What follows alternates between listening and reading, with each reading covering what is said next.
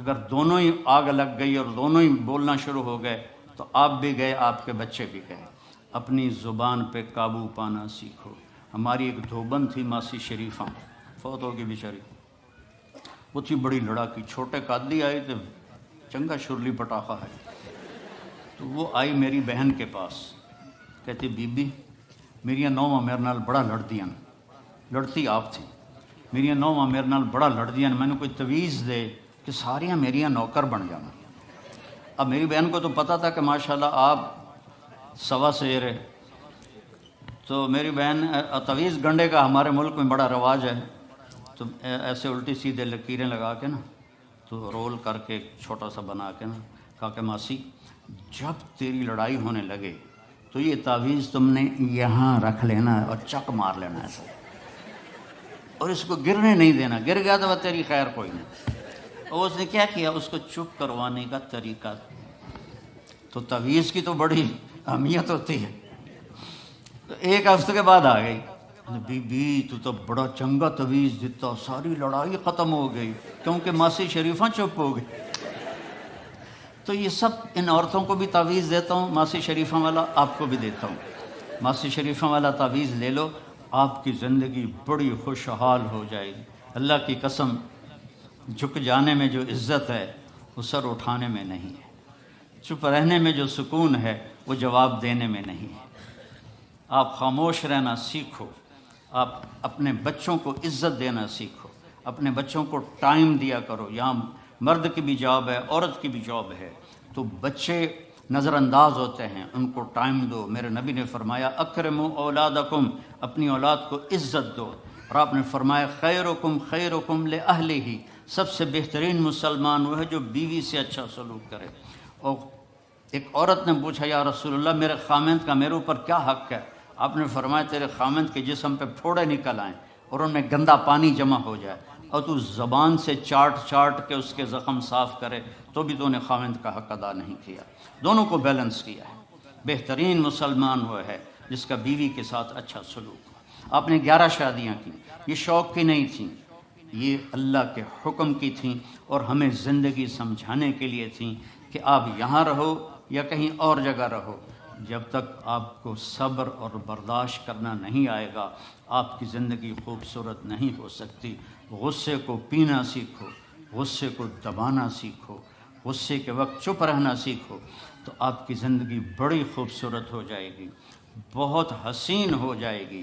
زندگی اندر ہے، باہر نہیں۔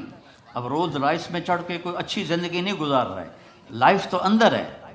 دل دریا سمندروں ڈوبے کون دلاں دیاں جانے ہو، وچے بیڑے وچے جھیڑے وچے ونج مہانے ہو، یہ اندر ہے، لائف اندر ہے۔ اور کیا لطف انجمن کا جب دل ہی بجھ گیا ہو، جب اندر بجھا ہوا ہو تو پھر باہر کی چیزیں کوئی مزہ نہیں دیتی۔ عاصم کے مرنے کے بعد ہمیں کوئی شے اچھی نہیں لگتی، حالانکہ لائف ہر نعمت موجود ہے، سب کچھ موجود ہے۔ میرے بیٹے کا نام عاصم تھا جو فوت ہوا ابھی جب 36 سال کی عمر میں، تو کوئی شے اچھی نہیں لگتی کہ اندر ویرانی آ گئی۔ یہ اندر میں خوشحالی ہو، اس کے لیے صرف ایک ہی دوا ہے، وہ ہے محمدی بننا اور محمدی اخلاق کو اختیار کرنا، اللہ کے نبی کے طریقے پر چلتے ہوئے اپنی جان سے لڑائی لڑنا۔ ایک ہمارا دوست تھے، وہ تبلیغ میں گئے تو ان کو داڑھی رکھنے کا شوق ہو گیا، اب بیوی ان کی رکاوٹ بنے، کہ داڑھی رکھو گے تو مجھے طلاق دینی ہوگی۔ اب وہ کافی دیر بیچارے سوچتے رہے، ایک دن ان کو ترکیب سوچی، آ کے بیگم سے کہنے لگے میرا جی چاہ رہا ہے کہ میں دوسری شادی کروں، لیکن میں سوچتا ہوں پہلے داڑھی رکھوں یا پہلے شادی کروں۔ تو ان کی بیگم نے کہا پہلے داڑھی رکھ لو، پہلے داڑھی رکھ لو۔ تو ایسے اپنی بیگمات کو مناؤ پیار محبت سے۔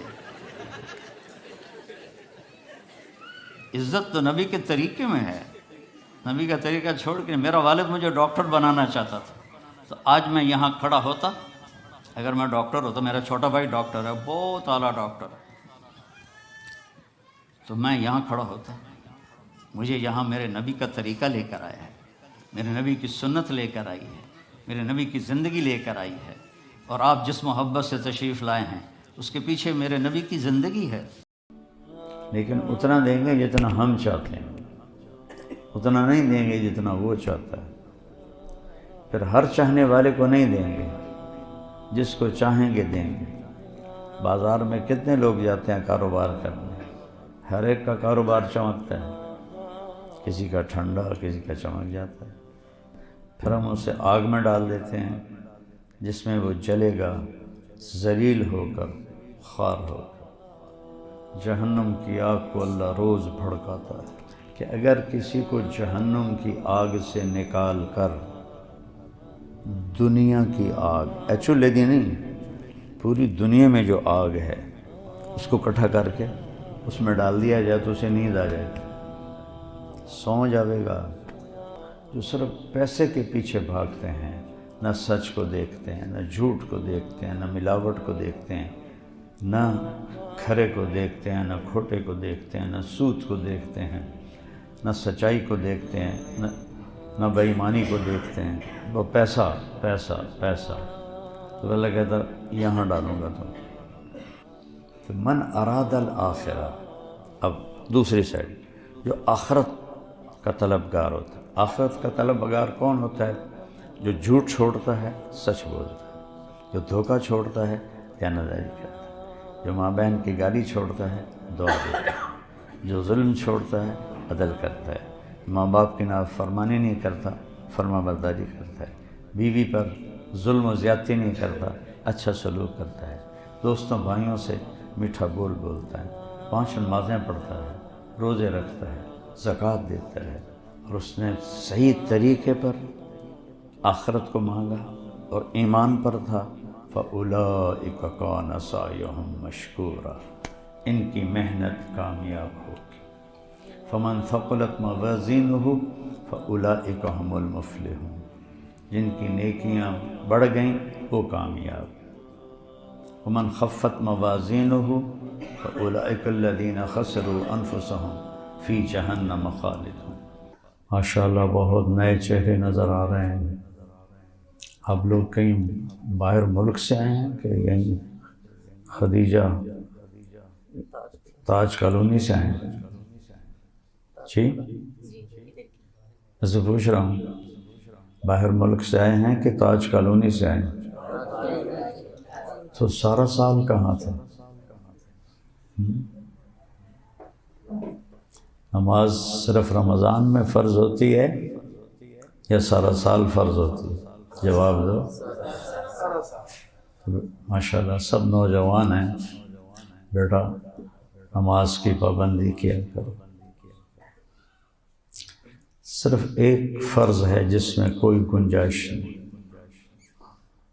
ایمان تو اندر کی چیز ہے، 24 گھنٹے ہمارے اندر ہے، اللہ کا فضل ہے۔ روزہ آیا ہوا ہے الحمدللہ، سال میں 1 مہینہ، اس میں گنجائش ہے۔ بیمار ہو بعد میں رکھ لو، سفر پہ ہو بعد میں رکھ لو، ایسی بیماری ہے کہ رکھ ہی نہیں سکتے، معاف ہو گئی۔ زکوٰۃ پیسے والوں پر ہے، حج پیسہ بھی ہو صحت بھی ہو تب فرض ہے، پیسہ ہو صحت نہ ہو فرض نہیں ہے۔